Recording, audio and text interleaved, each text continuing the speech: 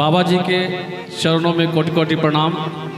बाबा, एक प्रश्न था, जैसे हम रोज अपना नित्य क्रम करने के बाद पूजा पद्धति की ओर जाते हैं तो हमें मालूम ही नहीं होता है कि हमें क्या करना चाहिए। पूजा तो हम लोग रोज करते हैं, मंत्र भी बहुत सारा पढ़ते हैं, लेकिन क्या सिस्टम होना चाहिए पूजा पद्धति का, हम पूजा कैसे करें? ये हमारी प्रश्न नहीं, लगभग हमको लगता है कि सभी के घरों में यह आभास होता होगा कि हम पूजा कैसे करें। सही बात है, हम क्या पूजा करें, किसकी पूजा करें, कैसे पूजा करें।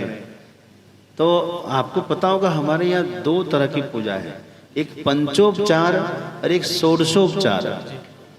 5 चीज से हम पूजा करें वो पंचोपचार है, और 16 पदार्थ से हम पूजा करें तो वह षोडशोपचार है। आपके पास समय और सुविधा कम है तो पंचोपचार से आप प्रतिदिन पूजा कर सकते हैं। 5 देव हैं हमारे। कितने हैं? 5 देव। मालूम है आप लोगों को 5 देव कौन कौन है? देखो खत्म हो गया, बता रहा हूं। 5 देव हैं उसमें। तो उसमें शिव जी के परिवार में 3 हैं। स्वयं शिव जी, माता जगदम्बा दुर्गा यानी पार्वती वही है, और तीसरा गणेश। शिव जी के परिवार में 3 हो गया। भगवान विष्णु 1, 4 और 5वां है सूर्य। इन 5 देव की उपासना करने, 5 देवों को प्रणाम कर लिए। यही हमारी सनातन धर्म की परंपरा है। सनातन में 5 देव उपासना योग्य है। याद रहेगा ना, अब तो भूलेंगे नहीं।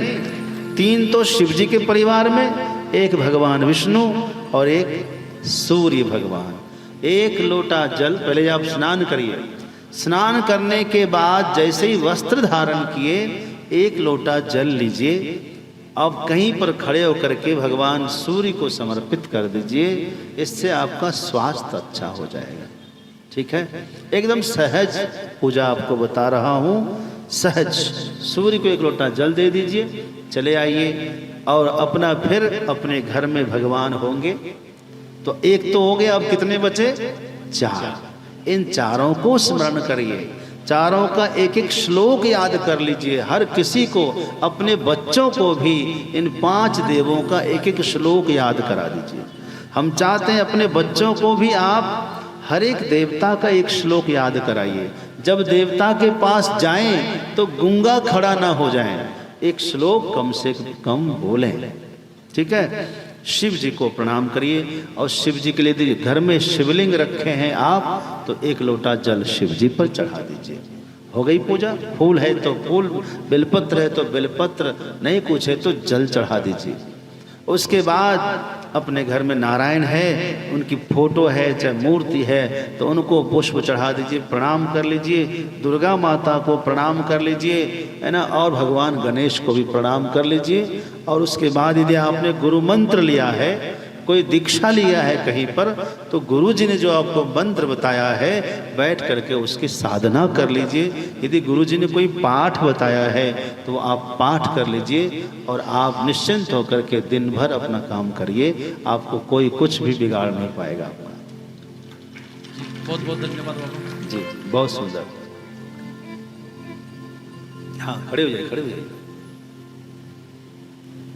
बहुत सुंदर। गुरु जी के चरणों में कोटि कोटि प्रणाम। मेरा प्रश्न था,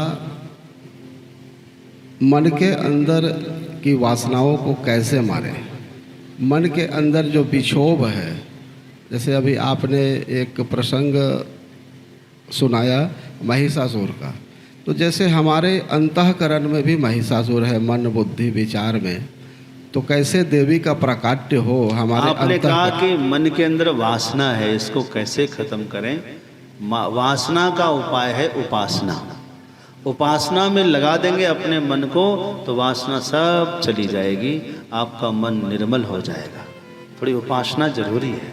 उपासना मतलब उप यानी समीप में आसन, भगवान के समीप में बैठना शुरू कर दीजिए, आपका मन संभलना शुरू कर देगा।